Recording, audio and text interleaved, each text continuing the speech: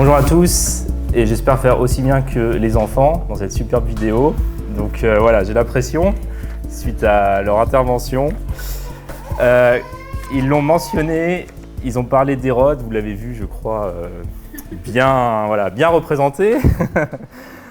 Et on va parler effectivement ce matin d'un épisode où il est impliqué, où le roi Hérode est impliqué, c'est la visite des mages. Donc j'aimerais qu'on fasse la lecture de cet événement qui est quelque temps après la naissance de Jésus, avec ces mages venus d'Orient qui vont rendre visite à Jésus. Si vous êtes chrétien, je pense que vous connaissez cette histoire, et même si vous n'êtes pas chrétien ce matin, j'imagine c'est une histoire que vous connaissez un peu, vous l'avez entendu, vous avez sans doute en entendre parler. Merci Fédé. J'imagine que ça doit vous dire quelque chose, ça doit nous dire quelque chose à tous. On a coutume en tout cas, avant de commencer la lecture, juste de vous dire qu'on voit cette histoire souvent comme une histoire mignonne. Je pense que c'est le bon terme, le bon qualificatif. C'est la vision qu'on en a dans notre société, une histoire sympa, une histoire mignonne. Mais ce que je vous propose de voir ce matin, c'est que c'est avant tout une histoire surprenante, en réalité, voire même un peu choquante. Et surtout, c'est une histoire profonde qui nous interroge. Donc c'est parti, Matthieu 2, vous pouvez prendre ce texte et je vais lire les 12 premiers versets de ce chapitre. Matthieu 2, versets 1 à 12. Donc Jésus était né à Bethléem en Judée, sous le règne du roi Hérode. Or, des mages venant de l'Orient arrivèrent à Jérusalem. Ils demandaient « Où est le roi des Juifs qui vient de naître ? Nous avons vu son étoile se lever et nous sommes venus lui rendre hommage. » Quand le roi Hérode apprit la nouvelle, il en fut profondément troublé et tout Jérusalem avec lui. Il convoqua tous les chefs des prêtres et les spécialistes de la loi que comptait son peuple et il leur demanda où devait naître le Messie. « À Bethléem en Judée, lui répondirent-ils, car voici ce que le prophète a écrit. Et toi, Bethléem, village de Juda, tu n'es certes pas le plus insignifiant des chefs-lieux de Juda, car c'est de toi que sortira le chef qui, comme un berger, conduira Israël, mon peuple. » Là-dessus, Hérode fit appeler secrètement les mages et se fit préciser à quel moment l'étoile leur était apparue. Puis il les envoya à Bethléem en disant « Allez là-bas et renseignez-vous avec précision sur cet enfant. Puis quand vous l'aurez trouvé, venez me le faire savoir pour que j'aille moi aussi lui rendre hommage. » Quand le roi leur eut donné ses instructions, les mages se mirent en route. Et voici l'étoile qu'ils avaient vue se lever les précédait. Elle parvint au-dessus de l'endroit où se trouvait le petit enfant et là, elle s'arrêta. En revoyant l'étoile, les mages furent remplis de joie. Ils entrèrent dans la maison, virent l'enfant avec Marie, sa mère, et tombant à genoux, ils lui rendirent hommage. Puis ils ouvrirent leur coffret et lui firent en cadeau de l'or, de l'encens et de la myrrhe. Cependant, Dieu les avertit par un rêve de ne pas retourner auprès d'Hérode. Ils regagnèrent donc leur pays par un autre chemin. Voilà pour cette lecture dans l'évangile de Matthieu. Cette histoire, comme je vous l'ai dit, on l'aperçoit généralement comme une histoire mignonne, comme à peu près d'ailleurs toutes les histoires de Noël. On a affaire à des mages, à des hommes de cour qui sont habillés avec luxe, qui font un long voyage pour arriver dans un endroit un peu perdu. Et là, ils s'agenouillent devant un nouveau-né et ils lui font des cadeaux. Voilà, on les représente dans les crèches, on les assimile à la galette des rois qu'on mange en janvier. C'est une histoire mignonne, c'est une histoire sympa. Mais voilà, sans doute que les premiers lecteurs de l'évangile de Matthieu, ils ne devaient pas trouver cette histoire très mignonne. C'est sans doute pas, ils ont sans doute même qui devaient la trouver choquante, parce que la place des mages, en réalité, dans cette affaire, dans cette histoire, elle est choquante. Alors ces mages, de quoi on parle? De qui on parle quand on parle de mages? Il nous est dit en fait que voilà, ils venaient d'Orient, c'est l'information qu'on a, ils venaient de Mésopotamie, alors c'était peut-être des Perses ou des Babyloniens. Et le terme mage, magos, en grec, ça désigne des sages qui étaient des experts dans l'astrologie. C'était des gens qui étaient versés dans la science des astres, c'était des gens qui connaissaient l'étude des phénomènes célestes et également qui étaient dans la divination, toutes sortes de pratiques occultes. Et ils jouaient un peu à l'époque, dans la société, un peu le rôle que peut-être dans d'autres sociétés, d'autres époques, les druides ont joué ou les sorciers ont aussi pu jouer. Et le terme magos, on le retrouve à 2 reprises seulement dans le Nouveau Testament. On le retrouve ici, dans cette histoire où on a les mages, et à un autre moment, en Acte 13, où il désigne un magicien, un faux prophète, Bar Jésus, qui va s'opposer, peut-être vous vous rappelez cette histoire, il s'oppose à Paul, et Paul même l'appelle fils du diable. Donc vous voyez que pour les premiers chrétiens, le terme mage est hautement péjoratif, hautement négatif. Et on est là en fait au cœur de la chose vraiment qui est choquante dans ce texte. c'est que les gentils de l'histoire, les pieux de l'histoire, ce sont des païens qui pratiquent l'occultisme. Voilà les gentils de l'histoire dans l'affaire. Ce sont des astrologues, ces mages, qui font un art occulte que Dieu, dans la loi de Moïse en Deutéronome 18, avait clairement condamné. C'était interdit de faire ces choses. Et pourtant, c'est eux les pieux de l'histoire. C'est eux les gentils de l'histoire. Et leur piété, elle est d'autant plus mise en valeur par la passivité des Juifs dans le texte. Parce que vous l'avez remarqué, seuls les mages vont à Bethléem. Les maîtres de la loi, ils citent brillamment l'Écriture, on va y revenir. Ils ont vu ces hommes venir depuis la cour de Babylone ou de Perse pour adorer le roi des Juifs, et eux, ils ne bougent pas. Ils restent là, à Jérusalem, ils sont plantés là. Et seuls les mages partent à Bethléem. Et donc cette histoire, c'est tout simplement une histoire choquante pour un lecteur juif du 1er siècle qui lit l'évangile de Matthieu. Il ne s'attend pas à ça. Et cette histoire, au-delà d'être choquante, elle est surtout profonde. Et elle nous met ici face à nous-mêmes, en fait. Et elle interroge nos attitudes vis-à-vis de Jésus. Parce qu'on a 3 attitudes ici. On a l'adoration des mages, celle qu'on est censé imiter. On a l'indifférence des maîtres de la loi et on a le rejet par Hérode. Alors j'aimerais qu'on voit ça ce matin.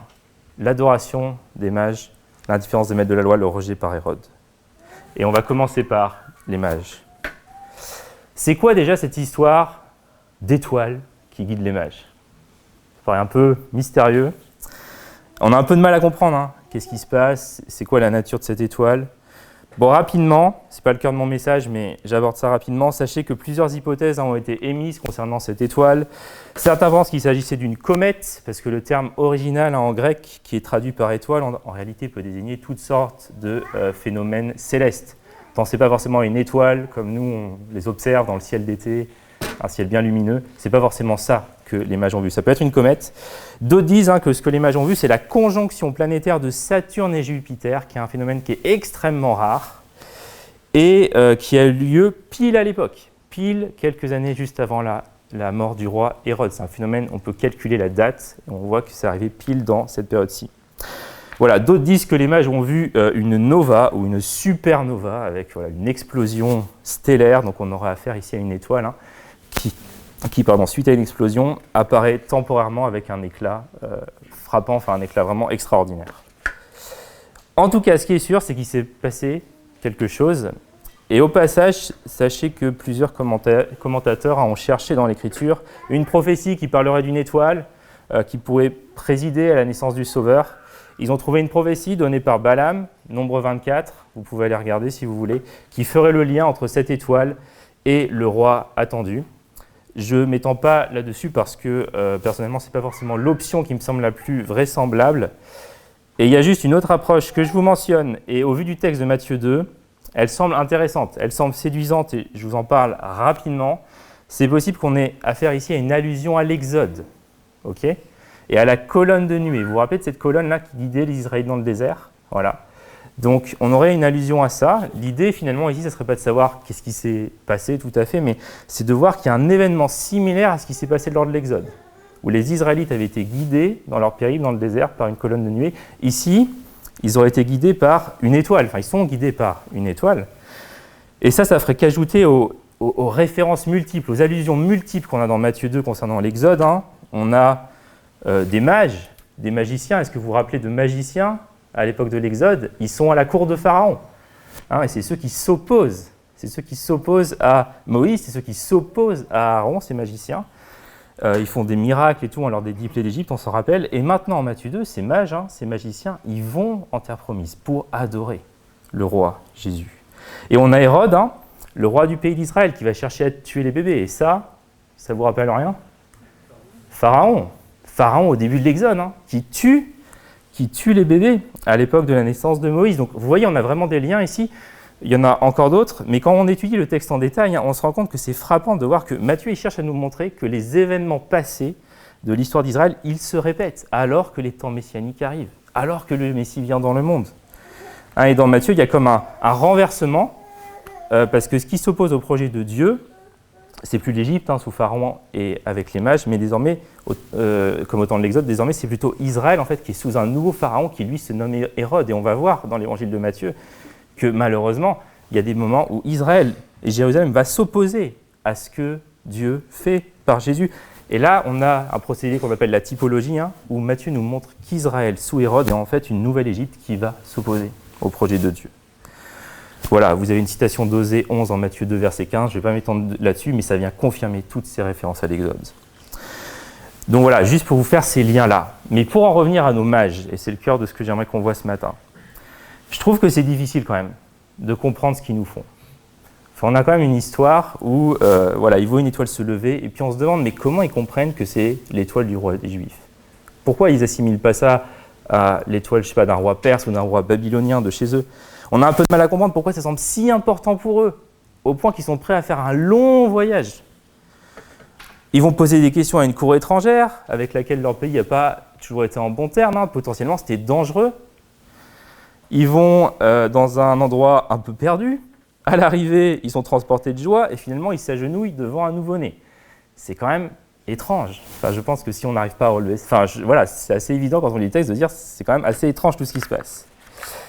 Alors, je pense qu'on peut dire que les mages, ils ne comprennent pas tout l'enjeu, à mon avis, de ce qui se passe sous leurs yeux. Ils sont pris dans quelque chose qui les dépasse. Ils agissent, alors ils font des choix qui leur paraissent rationnels, qui leur paraissent logiques, mais au-delà de ça, c'est Dieu qui conduit leur attitude. Parce que, en fait, ils sont avant tout un signe dans l'évangile de Matthieu. Un signe que tous, même les païens, sont appelés à adorer le roi Jésus. Le signe que toutes les nations vont marcher à la lumière du roi d'Israël. Et c'est ça que représentent les mages. Ils sont les autres peuples, les peuples qui ne sont pas issus d'Abraham, ceux qui n'ont pas de connaissance révélée de Dieu, qui sont étrangers aux promesses, mais qui pourtant adorent le roi des Juifs. Et ils sont la preuve que les prophéties d'Isaïe, qui annonçaient que les nations se rendraient à Jérusalem pour adorer le Dieu d'Israël, se réalisent. Cette espérance d'Israël, ça devient l'espérance universelle. Je vous donne juste ce passage d'Ésaïe 60 qui montre que des non-israélites devaient apporter de l'or et de l'encens dans la Jérusalem messianique. Ésaïe 60, versets 5 à 6, où là c'est dit « Tu seras couvert d'une foule de chameaux, de dromadaires, de Madian et d'Épha. Ils viendront tous de Séba, ils porteront de l'or et de l'encens et publieront les louanges de l'Éternel. » Et sans s'en rendre totalement compte, en tout cas c'est mon avis, je pense que les mages ne se rendaient pas complètement compte, pas entièrement compte de ce qui était en train de se jouer, mais ils offrent à ce petit enfant Jésus des cadeaux qui sont hautement symboliques. Et on les a compris ainsi depuis Origène, qui était l'un des pères de l'Église, de l'or, c'est le symbole de la royauté. Jésus, cet enfant, est le roi du monde. De l'encens qui est brûlé dans le temple à Jérusalem, qu'on offre à Dieu. Et Jésus, cet enfant, c'est Dieu. Dieu fait homme, Dieu devenu homme à qui on offre l'encens. Et de la myrrhe pour l'embaumement, avec cette idée que Jésus, cet enfant, il ira jusqu'à la mort pour réconcilier les hommes avec Dieu. Donc il y a beaucoup de folklore aujourd'hui autour de ces mages. Je suis sûr que dès que je vous ai parlé des mages, il y a des images là qui sont apparues dans vos têtes. Vous avez le film qui s'est fait. On nous dit que ces mages, ce sont des rois, qu'ils étaient trois. Donc il y a Melchior l'Africain, Gaspard l'Européen, Balthazar l'Asiatique. Je pense que vous voyez à la lecture du texte de Matthieu que ces choses-là n'ont pas vraiment de fondement biblique, en tout cas pas dans le texte de Matthieu. On n'a aucune indication qu'ils étaient des rois. Aucune indication qu'ils étaient trois, mis à part le fait qu'ils offrent trois cadeaux, mais ça paraît quand même un peu faible pour faire une déduction et se dire qu'ils étaient forcément trois. Je pense même qu'ils devaient être bien plus, parce que quand ils arrivent à Jérusalem, il y a la ville qui est en émoi. Donc on imagine qu'il n'y avait pas juste trois personnes avec trois chameaux qui sont arrivés, mais que ça devait être un cortège assez impressionnant, assez grand. Mais à défaut d'avoir des fondements historiques, ce folklore, on va dire, il a quand même un fondement théologique, parce que l'Europe, l'Asie, l'Afrique sont toutes les nations qui viennent adorer Jésus, qui sont au bénéfice de son salut. Et pourquoi des rois? Parce qu'en fait, dans l'Ancien Testament, on a des textes qui nous disent que les nations et les rois marcheront à la lumière du Messie d'Israël. Et les commentateurs, ils ont vu dans la visite des mages l'accomplissement de ces prophéties. Et je pense que ça, c'est bien, mais c'est sans doute un peu trop de transformer nos mages en africains, en asiatiques et en européens. Voilà, mais ce folklore, il a un sens, en réalité, mais sans doute qu'ils n'étaient pas trois, et puis ils étaient tous du même pays. Voilà. Alors, quelle leçon est-ce qu'on peut retirer de l'exemple de ces mages pour nous? Je vais revenir sur ça à la fin, mais ce dont on se rend compte, c'est que même empêtrés, en fait, dans des conceptions occultes, fausses, ils ont su adorer Jésus et lui donner l'honneur qu'il méritait. Ils n'ont vu aucun miracle fait par Jésus. Ils n'ont entendu aucun enseignement pour les persuader. Ils n'ont vu aucun signe de divinité ou de grandeur pour les étonner. Ils n'ont rien vu d'autre qu'un enfant nouveau-né. Et ils ont cru qu'ils voyaient le roi des rois devant eux, le sauveur du monde. Et ils se sont prosternés et ils ont adoré. Et ça me remet en question. Ça nous remet en question, je pense, nous qui pensons connaître Dieu, qui connaissons Dieu bien mieux qu'eux ne le connaissent, mais qui pouvons avoir tellement de mal à l'adorer. On connaît Dieu et on peut avoir tellement de mal à l'adorer. Et on reparlera de ça à la fin. Je terminerai sur ça. Et ça me donne de l'espoir aussi pour mes amis et mes voisins qui pensent le divin, qui pensent le transcendant de manière complètement erronée, avec tellement des erreurs, on va dire, dans la pensée. Et ça m'encourage à reconnaître qu'il y a une quête qui est authentique ici. Une quête qui est vraiment authentique et à mener ces personnes aussi à la parole. Parce que vous avez remarqué, hein, l'étoile, elle n'a pas suffi à amener les mages à Jésus. Il a fallu qu'à un moment donné, on ouvre les Écritures. Que les Écritures soient ouvertes pour leur montrer où il fallait aller, qu'ils aillent à Bethléem et que là, ils rencontrent le Messie. Alors ce texte me donne de l'espoir aujourd'hui pour ceux qui sont loin. Il m'encourage aussi à ouvrir la parole avec ces gens et de ne pas avoir peur à les confronter à ce texte parce que pour connaître pleinement Dieu, on a besoin de ces Écritures. Je ne sais pas si vous vous rappelez, il y a quelques années, il y avait Kanye West, un rappeur très célèbre, très connu pour ses paroles de chant, on va dire, peu propices à la vertu, tourné beaucoup vers la violence, vers la sexualité, ce qu'on appelle le gangster rap. Et West, il était marié à Kim Kardashian, donc voilà, on a un couple très people ici, et il se serait converti au christianisme apparemment de manière assez radicale il y a de ça quelques temps. Et je ne suis pas là pour spéculer, est-ce que c'est une vraie conversion ou pas, c'est pas ce qui m'intéresse. Mais ce qui m'avait frappé à l'époque, je me rappelle, c'est de voir les réactions qui étaient absolument contrastées, et de voir des personnes qui se demandaient mais comment c'est possible que quelqu'un comme Kanye West, avec la liste de vices qu'il a vécu dans sa vie, puisse venir à Christ. Et la réalité, c'est que plusieurs d'entre nous ont fait preuve d'incrédulité quand même quand on entend des témoignages comme celui-ci, où il y a des personnes qui sont peut-être parmi les moins vertueuses de la terre qui viendraient d'un seul coup à Jésus. Mais essayons simplement de comprendre que ces mages, c'était probablement le même type de personnes pour les lecteurs de l'évangile de Matthieu. Dans des vues humaines, les mages sont les dernières personnes qu'on aurait imaginé voir se tourner vers Jésus, et pourtant c'est les premières qui accourent dans l'évangile de Matthieu, c'est les premières qui viennent et qui adorent Jésus. Donc ça c'est pour les mages. Je reviendrai sur l'adoration, comment leur adoration peut nous permettre de mieux adorer. Mais quelques mots maintenant sur l'indifférence des maîtres de la loi. Ça va jusque-là ? L'indifférence des maîtres de la loi. Si les mages adorent Jésus, on a aussi dans ce texte cette indifférence des maîtres de la loi. Quand les mages arrivaient à Jérusalem, en fait, personne n'a entendu parler du nouveau roi, Je pense que peut-être ça a dû un peu leur faire bizarre, ils s'attendaient peut-être à trouver une ville en fait. En tout cas, ce n'est pas ce qui semble s'être produit. L'événement le plus fondamental de l'histoire d'Israël est passé totalement inaperçu. Et à la cour d'Hérode, ce qui nous frappe, c'est l'indifférence des maîtres de la loi. Hérode les convoque pour qu'ils mettent un peu de clarté dans toute cette affaire, cette histoire de naissance du Messie, etc. Et ils le font, ils citent brillamment un texte de Michée, une prophétie de Michée, ils y ajoutent une dernière phrase, celle sur le berger qui est prise dans 2 Samuel 5. Et ils annoncent que le Messie doit naître à Bethléem. Voilà, bravo, 20 sur 20 à l'examen d'Ancien Testament. Ils ont brillamment réussi leur examen. Ils répondent à la question qui leur est posée, et puis, plus rien. Plus rien en fait. Ils font rien. Ils restent là. Et quand on y pense, ça paraît fou. Ça paraît fou qu'ils fassent rien, parce que ce que Michée annonce, c'est primordial pour la foi juive. Dans Michée, il y a plusieurs promesses de rétablissement. Je ne vais pas toutes vous les donner, mais au chapitre 4, il y a cette promesse, par exemple, que l'Éternel régnera de nouveau à Jérusalem. Et au chapitre 5, il y a cette promesse que le Messie qui va naître à Bethléem va ensuite régner. Et Michée, il lit les deux. Il lit vraiment les deux. Il annonce que c'est par le règne du Messie que se réalisera le règne de l'Éternel sur son peuple. C'est ça que Michée fait en fait dans son livre. Il annonce que c'est suite à la naissance du Messie que la royauté davidique va être rétablie et que le règne de l'Éternel se réalisera par le règne du Messie. Et autrement dit, la naissance du Messie, c'est le signe que débute le règne de Dieu sur son peuple. Et comment c'est possible d'être un maître de la loi et de rester froid devant une telle affirmation? Comment c'est possible ? Tout Jérusalem est troublé, nous dit le texte, Mais on a l'impression que tout Jérusalem passe à autre chose, super facilement. Hein, c'est comme ces nouvelles qui nous arrivent, et peut-être ça vous fait ça, une nouvelle qui vous vient et pendant 10 minutes on est un peu ému, voilà, ça nous prend aux tripes, et puis après on passe à autre chose. Parce qu'il y a les cadeaux de Noël, il y a voilà, la liste de courses, il y a plein de choses à faire. Et on passe à autre chose. On est pris par le quotidien et on oublie complètement cette nouvelle qui, l'espace d'un moment, nous avait fait quand même un peu d'effet. Et en fait, on se rend compte qu'ils n'y croient pas vraiment. Hein, les maîtres de la loi ne croient pas vraiment que le Messie va venir. Bien sûr, ils connaissent les textes.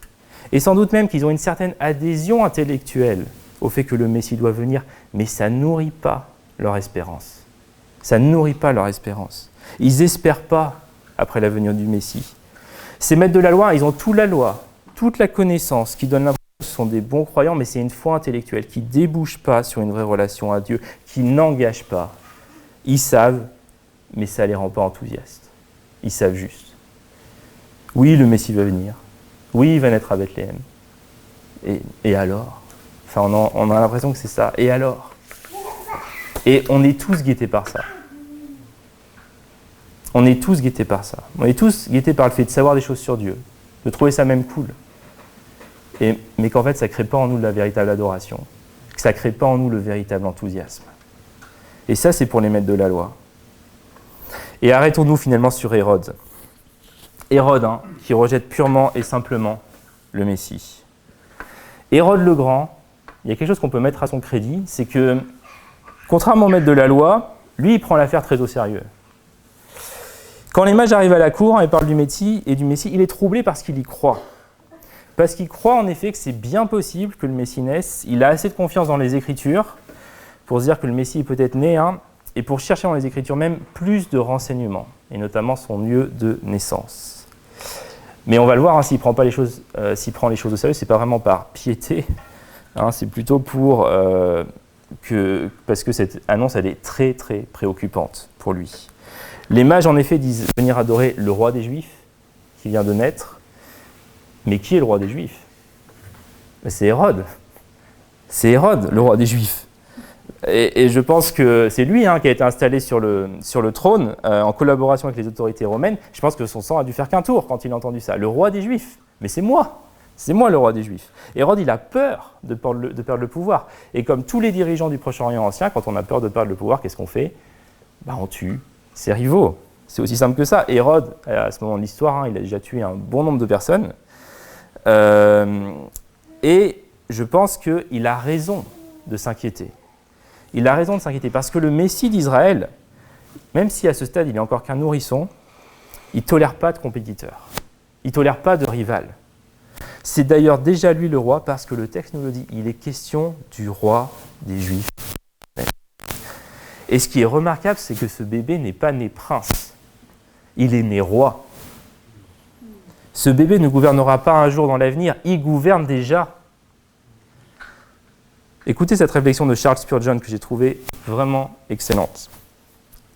C'est une chose vraiment particulière qui est dite de Jésus-Christ. Il est né roi des Juifs. Très peu sont nés rois. Les hommes naissent princes, mais ils naissent rarement rois. Je ne pense pas que vous puissiez trouver un exemple dans l'histoire où un enfant est né roi. Peut-être était-il le prince de Galles, et il a dû attendre un certain nombre d'années jusqu'à ce que son père meure, et ils l'ont fait roi en mettant une couronne sur sa tête et une onction sacrée et d'autres choses ridicules. Voilà. Charles Spurgeon, je cite. Mais il n'est pas né roi. Je me souviens de personne qui soit né roi excepté Jésus, et il y a une signification emphatique dans cette phrase que nous chantons « Né pour délivrer ton peuple, né enfant et pourtant roi ». Au moment où il est venu sur terre, il était roi. Il n'a pas attendu sa majorité pour prendre son royaume, mais dès que son œil a salué le jour, il était roi. Dès que ses petites mains ont saisi quelque chose, elles ont saisi un sceptre. Dès que son pouls a battu et que son sang a commencé à couler, son cœur battait royalement et son pouls avait une mesure impériale et son sang avait un flot royal. Il est né roi. Voilà, l'enfant dans la crèche. Il est le roi. Et effectivement, si Hérode veut être le maître absolu, cet enfant va le déranger. Et il vaut mieux pour lui s'en débarrasser. Et Hérode, en tout cas, ne peut pas adorer Jésus, parce qu'il est trop occupé à s'adorer lui-même. Son idole, c'est son statut politique, social, c'est sa volonté d'être seul maître à bord. Et adorer Jésus, c'est reconnaître qu'il n'y a qu'un seul Dieu et que ce n'est pas nous. Et c'est un exercice perpétuel pour nous de nous remettre à notre place et de remettre Dieu au centre. Et Hérode, lui, il ne veut pas faire ça. Il est le centre du monde, il est le centre de sa vie et il veut rester le centre. Et nous, avec lui, très honnêtement, on se dit qu'est-ce que c'est dur de ne pas être le centre de notre propre monde, de notre propre univers, de notre propre pensée, de notre propre semaine, de reconnaître que seul Jésus mérite l'adoration et pas nous-mêmes. Alors, vous le voyez, je pense vraiment que ce texte, il nous pose la question de l'adoration. Il tourne autour de ce thème-là. Est-ce que je réalise à quel point Jésus mérite tous les honneurs ? Pas juste intellectuellement comme ces maîtres de la loi, mais existentiellement, émotionnellement, avec mes tripes, avec tout ce que je sais, tout ce que je suis. Est-ce que cette connaissance que j'ai de la grandeur de Dieu, du sacrifice que Jésus a fait pour moi, est-ce que ça nourrit mon espérance ? Est-ce que ça nourrit mon adoration ? Ou est-ce que juste je me contente de savoir que Dieu mérite toute la gloire et puis ça ne change pas grand-chose dans mon quotidien ? Est-ce qu'il y a des concurrents à Jésus dans mon adoration ? Est-ce qu'il y a d'autres choses, à commencer par moi, auxquelles je donne plus d'honneur, comme Hérode donnait tout l'honneur à lui ? Très franchement, j'ai été vraiment remis en question en préparant cette prédication et je voulais m'encourager, et je voulais nous encourager, vous encourager aussi à adorer Jésus, comme les mages, avec 4 pistes. Ce sont 4 pistes que je reprends à Marion Poujol, qui s'occupe des GBU en Ile-de-France, peut-être certains, vous la connaissez, elle commente ce texte et elle donne ces 4 pistes. Premièrement, adorons Dieu, avec la même dévotion que les mages. Les mages, ils ont fait des kilomètres pour rendre hommage à Jésus. Au moins 1000, peut-être même 2000, on ne sait pas exactement, mais au moins 1000. Et moi j'ai du mal à me concentrer plus de 10 minutes dans mon temps de prière. Moi, j'ai parfois du mal à prendre ma voiture le dimanche matin pour faire les 9 km 500 qui séparent mon domicile de l'église, de ce lieu de culte. Je trouve que prendre du temps dans mon quotidien pour lire la Bible, louer Dieu, parfois c'est un effort compliqué à faire. Mais les mages, eux, ils ont voyagé des jours entiers, sans vélo, sans voiture, sans taxi, sans avion, sans train, sans rien. Alors laissons-nous inspirer par eux et faisons des efforts pour rendre à Dieu la gloire qu'il mérite. Peut-être pour vous, faire des efforts, vous dites ça s'oppose à la grâce. Juste pour démonter ça, comme le dit Dallas Willard, auteur de plusieurs livres de qualité sur la vie chrétienne, la grâce ne s'oppose pas aux efforts, mais au mérite. Les efforts dans la vie chrétienne sont valorisés, sont des bonnes choses. C'est ce qu'on est appelé à faire. C'est les mérites qui posent problème. Donc adorons Dieu avec la même dévotion.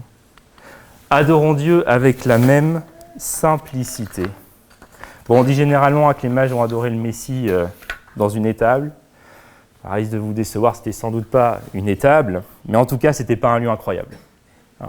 Les mages n'ont pas adoré Jésus dans le temple à Jérusalem, ils l'ont adoré dans un lieu banal, dans un lieu ordinaire, dans un lieu qui n'avait rien de particulier, rien de remarquable, rien de marquant dans ce lieu. Alors peut-être que vous êtes de ceux qui ont besoin d'un cadre inspirant pour adorer. Peut-être que vous avez eu du mal à adorer ce matin parce qu'on n'est pas des centaines et des centaines de personnes dans cette salle. Peut-être que vous avez besoin d'un groupe de musique au top, d'un leader de louange enthousiaste ou d'un bâtiment d'église bien plus somptueux. C'était pas contre Niki, c'était pas une critique. Je visais personne, que ce soit clair. J'allais dire par contre, ou d'un bâtiment d'église bien plus somptueux que celui-ci, peut-être c'est possible. Et se mettre dans les bonnes conditions pour adorer, c'est une bonne chose. Je ne suis pas en train de vous dire ne faites pas ça, ne cherchez pas ça. Mais la qualité de notre adoration dépend de la qualité de Dieu, de notre Dieu. Elle ne dépend pas d'autre chose. Elle ne dépend pas du contexte. La qualité de notre adoration dépend de la qualité de notre Dieu. Et donc apprenons à adorer avec simplicité, quel que soit le contexte. Adorons avec dévotion, adorons avec simplicité, et adorons sans préjugés. Ces mages qui étaient habitués au faste de la cour du roi de Babylone ou de Perse, un roi imposant, ils ont vu des tas de bébés dans leur vie et ils ont adoré pourtant un enfant. Et tout le monde a des préjugés sur Jésus, tout le monde. Ceux qui ne le connaissent pas et aussi ceux qui ne le connaissent que trop bien. On en a tous. Et si vous êtes une personne qui a grandi dans l'église, je sais que quand on a entendu un évangile depuis l'enfance, on est difficilement surpris. On est difficilement fasciné par Jésus. L'histoire, on la connaît, la crèche, la croix, tout ça. On l'entend depuis longtemps. Et vous savez, c'est un peu comme des gens qui habitent dans un cadre magnifique, quoi. Ils ont emménagé là et au début, c'était waouh, la tour Eiffel, la mer, la montagne. Et puis au bout de quelques temps, ils hallucinent, ils ne comprennent pas les gens qui arrivent et qui découvrent le lieu et qui s'enthousiasment toutes les 5 secondes, qui sont super contents, super enthousiastes. Ils disent oui, bon, ça va, on connaît, ça va passer. Et ces mages, ils auraient pu arriver devant Jésus et dire bah, c'est un bébé, enfin, il n'y a rien d'incroyable, il fait encore caca sur lui, il n'y a rien de fou, c'est un truc commun, c'est pas spectaculaire, c'est pas ça qui nous intéresse. Ils auraient pu dire ça, mais ces mages, ils ont su voir la grandeur et ils ont su voir la gloire dans un truc commun, dans un truc ordinaire.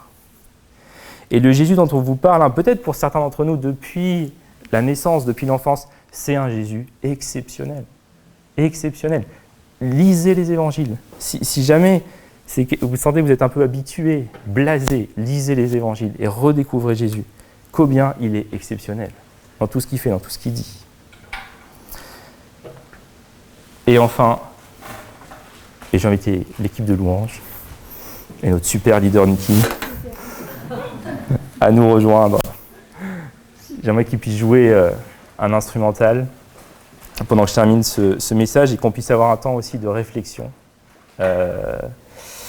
Un temps de réflexion suite à ce message et tout ce que la parole de Dieu vient interpeller chez nous ce matin. Adorons Dieu finalement en acte. Les mages, ils ont offert des cadeaux. Ils ne se sont pas contentés de venir, de s'extasier, ah c'est incroyable, et de repartir. Et ça c'est un message pour nous tous, pour qui c'est plus facile de dire sa foi que de la vivre. Adorer, c'est pas juste dire à Dieu qu'il est grand, qu'il est au-dessus de tout, qu'il mérite toute la gloire, qu'il a toujours raison, qu'on lui doit tout. Adorer, c'est montrer par nos actes, montrer par nos vies qu'on croit vraiment que c'est vrai, qu'on croit vraiment qu'on lui doit tout, qu'on croit vraiment qu'il est au-dessus de tout, qu'on croit vraiment qu'il a toujours raison, qu'on croit vraiment toutes ces choses. Quelle est la qualité de notre adoration si tous les matins je passe 30 minutes en prière et tous les soirs je passe 30 minutes à dire du mal des gens? Quelle est la qualité de notre adoration? Dire des choses à Dieu, ou dire des choses sur Dieu ne suffit pas. Nous devons montrer que nous croyons ce que nous disons en vivant la vie qu'il nous demande de vivre. Et une bonne part du challenge, je trouve, de notre vie chrétienne se trouve là, dans la cohérence, la cohérence entre mes croyances et mes actes, être des croyants cohérents. Donc pour conclure, adorons Dieu avec dévotion, adorons Dieu avec simplicité, adorons Dieu sans préjugés et adorons Dieu en actes. Qu'on puisse essayer d'avancer chacun sur le chemin de défi que ça peut représenter pour nous. Peut-être pour certains d'entre nous, ce sera l'un de ces 4 points plutôt que les autres. Mais je vous encourage à pouvoir nous laisser mettre au défi sur ça, à pouvoir mettre ça en pratique dans cette semaine alors qu'on se dirige vers la fin de ce temps de l'Avent, afin qu'on puisse être aussi ces adorateurs, comme l'ont été les mages, et qu'on soit digne de celui qu'on veut adorer.